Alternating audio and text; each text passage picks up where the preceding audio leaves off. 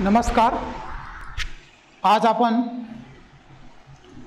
इयत्ता 10वी भाग 2 या विषयातील पर्यावरण व्यवस्थापन हे प्रकरण पाहणार आहोत. हे प्रकरण पाहत असताना मागील तासाला आपण पाहिलं होतं की या प्रकरणाची पार्श्वभूमी पाहिली. ही पार्श्वभूमी पाहत असताना आपण मागील वर्षीचं जे पर्यावरणीय प्रकरण होतं त्याबाबत आपण चर्चा केली होती. त्यामध्ये आपण अन्न साखळी, अन्न जाळं यांचा आपण विचार केला होता. हे करत असताना आपण परिसंस्था म्हणजे काय, त्या परिसंस्थेचे विविध घटक कोणते, त्यानंतर भक्षकांचे प्रकार कोणते, ते प्रत्यक्ष कशावर अवलंबून असतात त्याचा आपण विचार केला होता. त्यानंतर झाडांवरील जे पक्षी आहे आणि जो तलाव आहे त्यांचा परस्पर संबंध काय आहे त्याच्या बाबतीत आपण चर्चा केली होती. त्यानंतर अन्न साखळी आणि अन्न जाळं यामध्ये नेमकी कोणता फरक आहे याबाबत आपण चर्चा केली होती अतिशय चांगल्या प्रकारे. त्यानंतर आपण प्रकरणाला सुरुवात केली होती की परिसंस्था म्हणजे काय, त्याबाबत आपण जैविक आणि अजैविक घटक पाहिले. त्यानंतर त्यांच्यामध्ये असणाऱ्या ज्या काही पोषण पातळ्या आहेत त्या पोषण पातळ्या पाहिल्या. त्यानंतर ऊर्जेचा मनोरा पाहिला आणि ऊर्जेचा मनोरा पाहत असताना परिसंस्थेतील जे महत्त्वाचे घटक आहे त्याबाबत आपण चांगल्या प्रकारे विचार केला होता आणि चांगल्या प्रकारे चर्चा केली होती. त्यानंतर दुसरा पॉईंट पाहिला होता पर्यावरण व परिसंस्था यामधील संबंध. आता पर्यावरण जर व्यवस्थित असेल तर त्या परिसंस्थेचं संतुलन व्यवस्थित राहील ह्याबाबत आपण चांगल्या प्रकारे चर्चा केली होती. आणि ही चर्चा करत असताना पर्यावरण आणि परिसंस्था संबंध यामध्ये प्रत्यक्ष आणि अप्रत्यक्ष जो पर्यावरणाचा प्रभाव पडतो तो म्हणजे या पर्यावरणात दोन प्रमुख घटकांचा विचार केला जातो आणि ते प्रमुख घटक जैविक आणि अजैविक घटक यांच्यातील आंतरसंबंधांचा अभ्यास करणाऱ्या शास्त्रास परिस्थितिकी असे म्हणतात. आपण चर्चा केली होती परिस्थितिकी असे म्हणतात. आणि थोडक्यात छोटंसं लहान डबक्याचा अभ्यास केला. छोटंसं लहान डबकं हे सुद्धा परिसंस्था आहे आणि पृथ्वीसुद्धा आपली एक परिसंस्था आहे. त्याचा आपण चांगल्या प्रकारे अभ्यास केला. त्यानंतर त्या पर्यावरणामध्ये कोणकोणत्या प्रकारची चक्रे असतात, ही चक्रे निसर्गामध्ये कशा प्रकारे कार्यरत असतात आणि कशावर ते संतुलन आपलं टिकवून ठेवतात हे आपण पाहिलं. आता हा झाला मागच्या तासाचा भाग. आता आपल्याला जे पॉईंट पाहिजे, जे टॉपिक पाहायचा आहे तो म्हणजे पर्यावरण संवर्धन.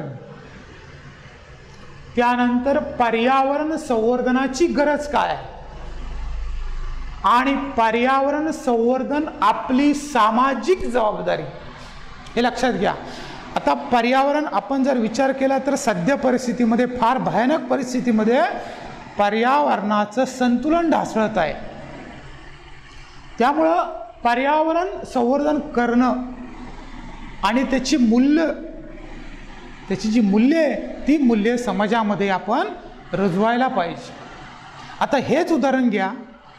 4 महिन्यापासून हा जो कोरोना व्हायरस कोविड-19 जो आहे तो या पर्यावरणामध्ये हवेच्या माध्यमातून, संसर्गाच्या माध्यमातून आलेला आहे. म्हणजे हे सुद्धा एक संसर्गाचं एक उदाहरण आहे. आणि हे पर्यावरण बिघडून न देता हे आपलं मानवाचं आद्य कर्तव्य आहे. आणि हे आद्य कर्तव्य पार पडत असताना आपण फार मोठ्या प्रमाणावर जबाबदारी उचलली पाहिजे की आपल्यामुळं, आपल्या समाजामुळं, आपल्या गावामुळं कुठल्याही प्रकारचं त्या पर्यावरणाची हानी होता कामा नये, हे आपण चर्चा केली पाहिजे. आपण त्याचा प्रसार केला पाहिजे. तर आता आपण थोडक्यात पाहू की हे जे पर्यावरण आहे या पर्यावरणाला त्याच्यावर परिणाम करणारे कोणते घटक आहेत? पर्यावरणावर परिणाम करणारे जे घटक आहेत ते म्हणजे नैसर्गिक घटक आणि मानवनिर्मित घटक. आता नैसर्गिक घटकामध्ये भूकंप आहे, त्यानंतर दुष्काळ आहे, महापूर आहे आणि वादळ आहे. हे नैसर्गिक आहे, दॅट इज नॅचरल.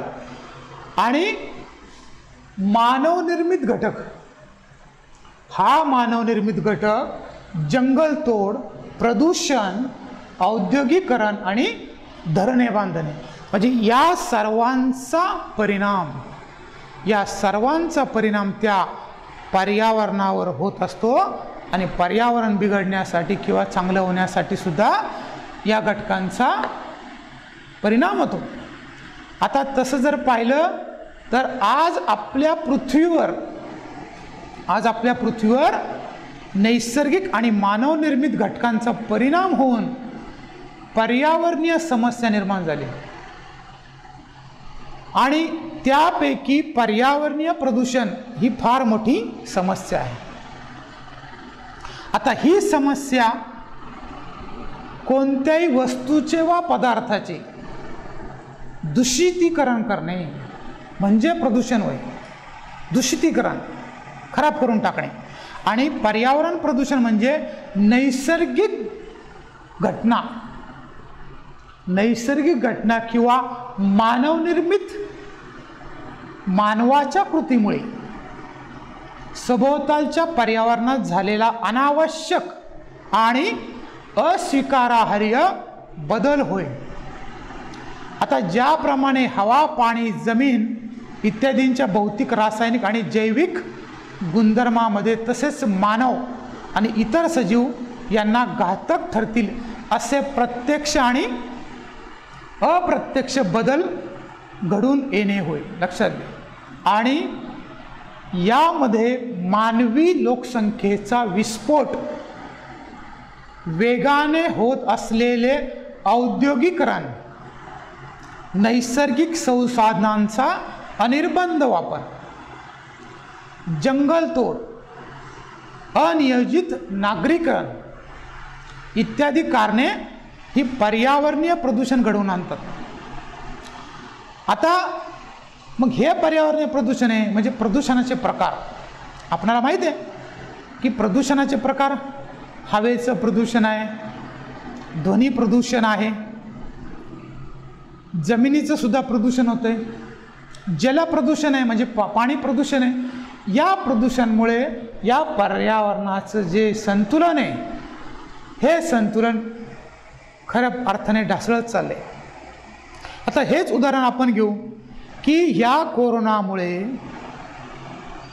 जगामध्ये, देशामध्ये, राज्यामध्ये, जिल्ह्यामध्ये, गावामध्ये 2-2, 3-3 महिने ज्यावेळेस लॉकडाऊन झालं, ज्यावेळेस हे कारखाने बंद झाले या कोरोनामुळे, त्यावेळेस बहुतेक ठिकाणी 99% त्या ठिकाणी असणाऱ्या नद्या अक्षरशः स्वच्छ झाल्या. हे कशामुळं? तर केवळ ह्या कारखाने असतील, MIDC एरियामधील जे छोटे लघु उद्योग असेल त्यांचं जे सांडपाणी आहे, जे रासायनिक पाणी आहे, ते रासायनिक पाणी त्या नदीमध्ये मिसळलं जातं आणि त्या नदीमध्ये त्या पाण्याचं प्रदूषण होतं, जलप्रदूषण होतं. पण या भौतिक परिस्थितीमध्ये, ह्या कालखंडामध्ये सध्या अतिशय स्वच्छ प्रकारे या नद्या झालेल्या आहेत आणि वेगवेगळे पक्षी, प्राणीसुद्धा त्या परिसरामध्ये येऊ लागलेले आहेत. कारण रस्त्यावर लोकवस्ती, लोकांचं प्रमाण कमी झालं आणि लोकांचं प्रमाण कमी झाल्यानंतर हे जे प्राणी आहेत हे रस्त्यावर येऊ लागले आणि आनंदाने त्यांचा संचार वाढू लागला. आता त्याच्यामध्ये काही घातकी पण असतील, काही मनोरंजन करणारे मोरासारखे, पोपटासारखे बदक आहेत, बगळे आहेत, हे बाहेरच्या देशातून, बाहेरच्या राज्यातून आपल्या ठिकाणी आले होते. आणि हे असताना आपणाला नैसर्गिक प्रदूषण आणि मानवनिर्मित प्रदूषण यांची माहिती आपण पुढे आठवूया मागच्या वर्षीची. आता नैसर्गिक प्रदूषण कोणतं? आपत्ती, कधी कधी आपत्ती येऊ शकते, महापूर, भूकंप आणि अवकाशातील स्फोट हे परस्पर होत असतं, हे काय कोणाला सांगून होत नाही, म्हणून हे नैसर्गिक प्रदूषण. आणि मानवनिर्मित प्रदूषण, मानवनिर्मित प्रदूषण आता मी सांगितलं कारखानदारी, सगळ्यात भयानक कारखानदारीमुळे, औद्योगिकरणामुळे हे सर्व मानवाच्या कृतीतून प्रदूषण घडते, लक्षात घ्या. आता तसं पाहिलं तर औद्योगिकरण चाललं पाहिजे, MIDC एरिया चालला पाहिजे, कारखानदारी चालली पाहिजे, परंतु याच्यातून होणारं प्रदूषण टाळण्यासाठी आपला लोकसहभाग, त्या कारखान्यांना विशिष्ट प्रकारची सूचना दिली पाहिजे की प्रदूषण रोखण्यासाठी की जी झाडे असतील, काही घटक असतील, त्या घटकांचा वापर करून तुम्ही प्रदूषण रोखायचं काम करा, असं आपण सांगितलं पाहिजे. पण काय होतं, अनेक वेळाला जो तो आपापलं पाहत असतो आणि हे पाहत असताना पर्यावरणाला मोठ्या प्रमाणावर हानी पोचते, त्या पर्यावरणाचं संवर्धन, जतन राहू शकत नाही. आता आजच्या घडीला मी थोडंसं बाहेरचं सांगतो. का सांगतो तर ते महत्त्वाचं आहे. नुसतं अभ्यासासाठी 2 मार्क मिळवले आणि मी जास्त मोठा झालो असं नाही, तर शहरामध्ये नदीच्या पात्रामध्ये सुद्धा मोठमोठ्या इमारती बांधलेल्या आहेत. आणि मग काय होतं, ज्या वेळेस पावसाळ्यामध्ये भयानक प्रमाणे पाणी साचतं, ते नदीच्या पात्रामध्ये इमारती असल्यामुळे ते पाणी इतरत्र भटकतं. मग आपण म्हणतो काही गावे पाण्याखाली गेली, तर गावे पाण्याखाली गेली नाही, तर ते मानवाच्या कृतीमधून सर्व हा उद्रेक म्हणा, उपद्रव घडून येतो, लक्षात घ्या. तर हे आपण स्वार्थीपणा आपण बाजूला ठेवून निसर्गाचा विचार केला पाहिजे, पर्यावरणाचा विचार केला पाहिजे, पुढच्या पिढीचा विचार केला पाहिजे की आपल्यानंतर येणाऱ्या पिढीला कशा प्रकारे या पर्यावरणामध्ये स्वच्छ हवा मिळेल, चांगल्या प्रकारे अधिवास मिळेल. हा आपण जर विचार केला तर या प्रकरणाचं आपल्याला चांगल्या प्रकारे साध्य होईल. अन्यथा भयानक महामारीला तोंड द्यावे लागेल, एवढं लक्षात ठेवा. आणि ही जी प्रदूषण समस्या आहे ही व्यापक संकल्पना आहे आणि आपल्याला हवा, जल, ध्वनी, किरणोत्सारी, भूमी, औष्णिक प्रकाश, प्लास्टिक प्रदूषण असे प्रदूषण आपल्याला आढळून आले. आणि हे विविध प्रकारचे प्रदूषण असले तरी या सर्वांचा परिणाम हा सर्व सजीव आणि त्यांच्या अस्तित्वावर होत असतो, मगाशी मी सांगितलं. आणि यातूनच पर्यावरण संवर्धनाची गरज निर्माण झालेली आहे की लोकांना या पर्यावरण जतनाची किंवा संवर्धनाची आपण प्रसार माध्यमाद्वारे माहिती दिली पाहिजे, लक्षात घ्या. आता याच्यावरच एक सामान्य ज्ञानाचा प्रश्न आहे, पहा, किरणोत्सारी प्रदूषण. आता हे जे किरणोत्सारी प्रदूषण आहे हे नैसर्गिक आणि मानवनिर्मित आहे, नैसर्गिक आणि मानवनिर्मित आहे.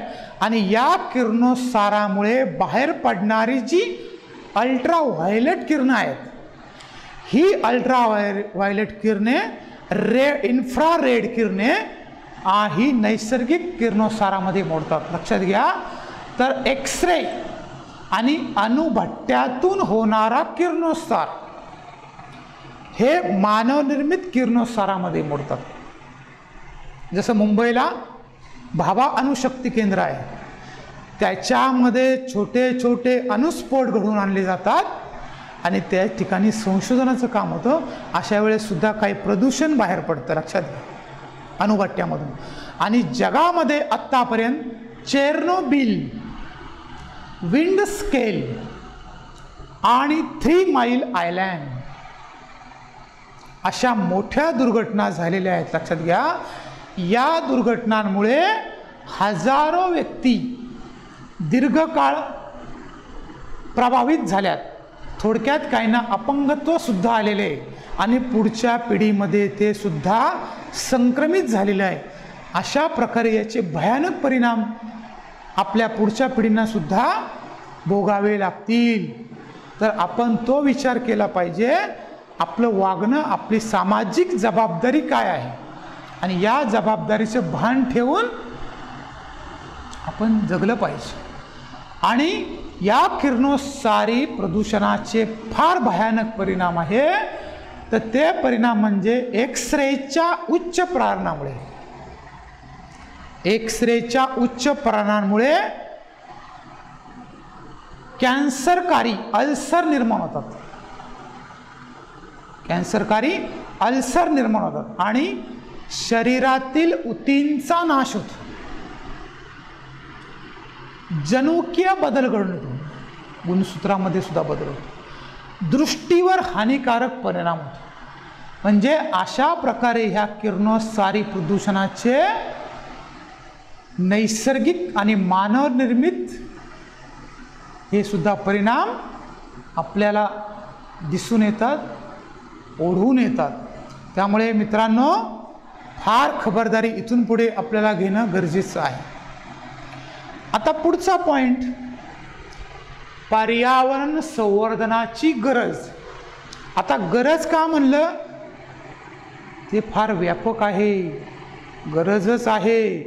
सध्या फार भयानक परिस्थिती निर्माण झालेली आहे आणि याच्यातून हे प्रदूषण नियंत्रण महत्त्वाचं आहे. नाहीतर संपूर्ण जर समतोल जर बिघडला तर पावसाळ्याचा उन्हाळा झाल्याशिवाय राहणार नाही आणि हिवाळ्याचा पावसाळा झाल्याशिवाय राहणार नाही. म्हणून मित्रांनो, प्रदूषण, पर्यावरण धोक्यात आहे आणि समतोल ढासळू लागला आहे आणि समतोल ढासळू लागल्यामुळे आपण जागृत झालं पाहिजे. म्हणून या पर्यावरण संवर्धनाची गरज सध्या आपल्याला आहे. आणि ती म्हणजे काय, तर पर्यावरण संवर्धनासंबंधी काही कायदे आहेत. हे कायदे सुद्धा काहींना माहीत नसतात आणि याचा लोकांसाठी मोठ्या प्रमाणावर सहभाग आवश्यक आहे. आणि सहभाग आवश्यक म्हणजे काय, तर पर्यावरण संरक्षण संवर्धन ही प्रभावी लोक चळवळ झाली तर पर्यावरण समस्यांना उत्तरे मिळू शकतील. एक प्रकारची चळवळ उभी राहिली पाहिजे आणि चळवळ उभी जर राहिली तर आपल्याला या समस्यांना उत्तरे मिळू शकतील. आणि याकरता लहान वयापासूनच पर्यावरणाविषयी माहिती, प्रेम, सकारात्मक दृष्टिकोन ही मूल्य रुजवली पाहिजेत. आणि उद्याची पिढी पर्यावरणाचे संरक्षण आणि संवर्धन करणारी असेलच. जर आपण आत्तापासून जर या प्रकारे जर नियोजन केलं तर ते पर्यावरण ढासळणार नाही. आणि अर्थात हे साध्य करण्यासाठी शिक्षणाच्या माध्यमातून जनजागृती होणं महत्त्वाचं आहे. म्हणून शासनाने पाठ्यपुस्तकामध्ये अशा प्रकारचं अभ्यासक्रम दाखल करून दिला आहे. फार छान सिलेबस आहे. आणि आज जगातील सर्व विकसनशील व अविकसित देशांनी पर्यावरणाच्या रक्षणाची जबाबदारी स्वीकारलेली आहे. त्या दृष्टीने त्यांचे प्रयत्न चालू आहेत. या देशांनी पर्यावरण रक्षणाची आपली धोरणे ही निश्चित केली आहेत आणि त्यासाठी आवश्यक ते कायदे सुद्धा केलेले आहेत. म्हणजेच साधारण 1972 मध्ये संयुक्त राष्ट्र संघटनेने म्हणजे युनो यांनी स्टॉकहोम येथे भरवलेल्या मानवी पर्यावरण परिषदेमध्ये पहिल्यांदाच पर्यावरण विषयक चर्चा केली, समस्यांवर चर्चा केली. आणि चर्चा करत असताना पंचवार्षिक योजना निर्माण करून त्यांनी सुसूत्रीकरण समितीच्या माध्यमातून स्वतंत्रपणे पर्यावरण विभागाची स्थापना केली आणि 1985 पासून पर्यावरण आणि वन मंत्रालय पर्यावरण आणि वनविषयक कार्यक्रमाचे आयोजन, प्रवर्तन व प्रबोधन करण्याचं कार्य त्यांनी हाती घेतलेले, कारण भविष्यात जास्त समस्या निर्माण होऊ नये म्हणून. तर अशा प्रकारे आपण पर्यावरण संवर्धनाची गरज शाळा पातळीवरून शिक्षणाच्या माध्यमातून जर समाजापुढे नेलं तर भविष्यात आपल्याला कुठल्याही प्रकारचा त्रास होणार नाही. ही झाली पर्यावरणाची गरज. आता हे जे पर्यावरण संवर्धन आपली सामाजिक जबाबदारी, मगाशी मी सांगितलं सर्वांची जबाबदारी आहे. मी स्वच्छता केली आणि दुसऱ्याने त्या ठिकाणी घाण आणून टाकली, हे सामाजिक जबाबदारी याला म्हणता येणार नाही. तर प्रत्येकाने यासाठी अथक म्हणतोय मी, कारण परिस्थिती भयानक आहे आणि या परिस्थितीला आपल्याला सर्वांना सामोरे जाऊन एकमेकांचं सहकार्यसुद्धा आपल्याला आवश्यक आहे. आणि हे पर्यावरण आणि मानव यांचा संबंध मानवाच्या अस्तित्वापासूनच आहे आणि या पृथ्वीवर मानवाचे पाऊल तिच्या निर्मितीच्या बऱ्याच कालावधीनंतर पडते. बरोबर आहे. मानवाच्या पृथ्वीवर येण्या अगोदर पृथ्वीची निर्मिती या ठिकाणी झालेली आहे आणि झाल्यानंतर मानवाने पृथ्वीवर वावरत असताना आपली बुद्धिमत्ता, स्मरणशक्ती, कल्पनाशक्ती या गुणांच्या आधारावर इतर सजीवांपेक्षा आपले स्थान महत्त्वपूर्ण ठरवलं. बुद्धीच्या जोरावर, स्वतःच्या कल्पनेद्वारे त्यांनी हे सर्व महत्त्वपूर्ण स्थान ठरवले आणि आपल्या गुणांच्या आधारावर त्याने निसर्गावर स्वतःचं प्रभुत्व स्थापन केलं. आणि निसर्गाने मानवाला जी वेगवेगळ्या प्रकारची साधन संपत्ती दिली, त्या साधन संपत्तीचा त्याने पुरेपूर वापर करून घेतला आहे. लक्षात घ्या, सुखी समृद्ध जीवन जगण्याच्या प्रयत्नात तो निसर्गाकडून जेवढे घेता येईल तेवढे घेतच राहिला आणि या प्रक्रियेत नैसर्गिक पर्यावरणाची हानी होण्यास सुरुवात झाली. महात्मा गांधींनी म्हणलं होतं, पृथ्वी आपल्याला गरज पूर्ण करण्यासाठी समर्थ आहे. पृथ्वी आपली गरज पूर्ण करण्यासाठी समर्थ आहे, परंतु जर आपली हाव पूर्ण करण्यासाठी पृथ्वीला आपल्याला समर्थ व्हावं लागणार नाही. आपली जी हाव आहे त्या हवेला आपण कुठेतरी आवर घातला पाहिजे, तरच पृथ्वीवर आपलं अस्तित्व टिकून राहील, असं महात्मा गांधींनी म्हटलेलं आहे. लक्षात घ्या. आणि त्यामुळं आपल्याला जेवढं घेता येईल तेवढंच घेत राहिलं पाहिजे, अन्यथा त्या पर्यावरणाची हानी व्हायला सुरुवात झालेली आहे. आणि यातूनच पर्यावरणीय समस्या वाढत गेल्या. आणि यावरून एक गोष्ट लक्षात येते की ती म्हणजे आज पर्यावरण समतोलमध्ये मानवाची भूमिका महत्त्वाची आहे आणि पर्यावरणाचा समतोल बिघडवण्याचं काम जर मानवाने केले असेल तर त्याचे रक्षण, संवर्धन करण्याचे काम सुद्धा तोच करू शकतो. बऱ्याचदा आपण करीत असलेली कृती पर्यावरणासाठी घातक आहे ही गोष्ट सर्वसामान्य लोकांना माहीत नसते. जसं मी मगाशी तुम्हाला सांगितलं, नदीच्या पात्रामध्ये सुद्धा मोठ्या मोठ्या इमारती उभ्या राहिलेल्या आहेत आणि पावसाळ्यामध्ये ते पाणी सर्व गावामध्ये पसरत चाललेलं आहे आणि अजाणतेपणे आपण काही कृती घडवत असतो आणि त्या कृती घडत राहतात, परंतु त्याचे दुष्परिणाम ह्या मागे पुढे येणाऱ्या पुढील जी भविष्य पिढी आहे त्यांना ते फार घातक ठरतं. त्याच्यामुळे आपण फार काळजीने वागलं पाहिजे समाजामध्ये. थोडक्यात जसं फुलपाखरं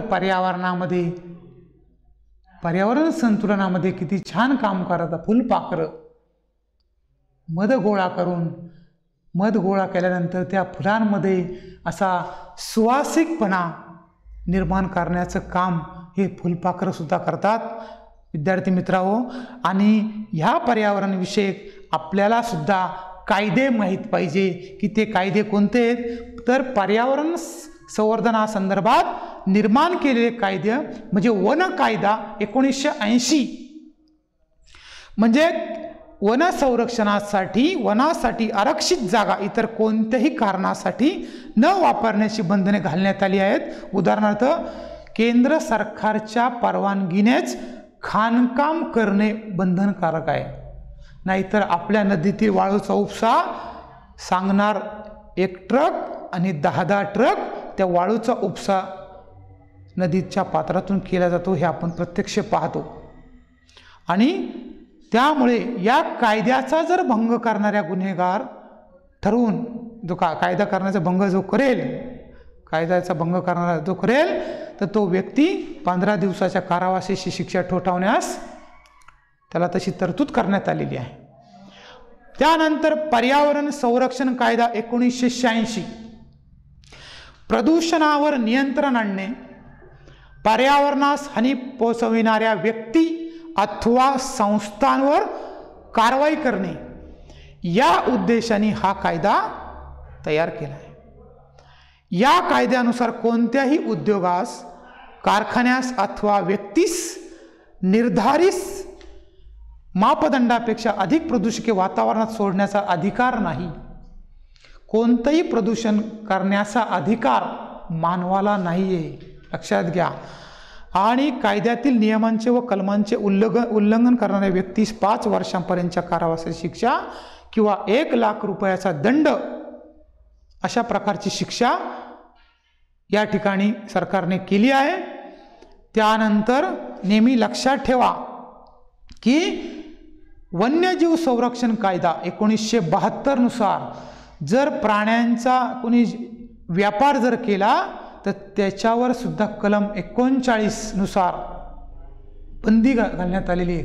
काही लोक प्राण्यांची शिकार करतात, काही जण प्राण्यांना मारून त्यांच्या कातड्यांचा व्यापार करतात, तर याच्यावर सुद्धा पूर्णपणे बंदी आहे. त्यानंतर कातडीपासून किंवा अवयवांपासून बनवलेल्या वस्तूंच्या वापरावर बंदी घालण्यात आलेली आहे, हा सुद्धा कलम 49(ब) नुसार. त्यानंतर कलम 49(क) नुसार जर एखाद्या व्यापाऱ्याकडे दुर्मिळ वन्य प्राण्यांच्या वस्तूंचा साठा असेल तर तो त्वरित जाहीर करणं बंधनकारक ठरविण्यात आलेलं आहे. तर तुम्हाला माहिती आहे की ही सामाजिक जबाबदारी आपली काय आहे. तर तुम्हाला इयत्ता 6वी मध्ये जो इंग्रजी विषयात जो एक छोटासा टॉपिक होता, एका लहान माणसाची मोठी गोष्ट, तर याने काय केलं तर ओसाड जागी नदीच्या कडेला जेव्हा सापांची मृते त्याला दिसली त्यावेळेस त्या ठिकाणी त्याने तिथं झाडे लावण्याचा प्रयत्न केला, जंगल उभारण्याचा प्रयत्न केला. त्याचं नाव आहे जाधव मोलाई पयांग नावाचा एक कर्तबगार माणूस आहे. आणि आज त्या ठिकाणी ते जे जंगल आहे त्या जंगलाला मोलाईचे जंगल असे म्हणण्यात आले. आणि थोडक्यात अनेक माणसं जंगले नष्ट करतात, परंतु एक माणूस सुद्धा जंगल उभारू शकतो, हे ज्वलंत उदाहरण आहे. आणि पण एका माणसाने मात्र मनात आणले तर त्याला अख्खे जंगल निर्माण करता येते, हे यावरून आपल्याला दिसते. म्हणून मित्रांनो, पर्यावरण संतुलन बिघडू न देता आपण सामाजिक जबाबदारी घेतली पाहिजे. नुसते आपण घेऊन उपयोग नाही, समोरच्या समाजाला, समोरच्या व्यक्तींना, ज्यांना ज्यांना आपल्याला सांगता येईल त्यांना आपण सांगण्याचा प्रयत्न करा. संतुलन टिकून राहिलं पाहिजे, अन्यथा आपल्या पुढच्या पिढीला भयानक समस्येला तोंड द्यावे लागेल. अशा प्रकारे आपण आज पर्यावरण संवर्धनाची गरज, पर्यावरण संवर्धन आपली सामाजिक जबाबदारी आणि त्या अगोदर आपण पार्श्वभूमी पाहिली होती की पर्यावरणावर परिणाम करणारे घटक कोणते, नैसर्गिक घटक, मानवनिर्मित घटक. नैसर्गिकमध्ये भूकंप असतील, दुष्काळ असेल, महापूर असेल, वादळ असेल, आणि मानवनिर्मितमध्ये जंगलतोड, प्रदूषण, औद्योगिकरण आणि धरणे बांधणे असं असेल. तर मित्रांनो, आज आपण या ठिकाणी थांबू. धन्यवाद.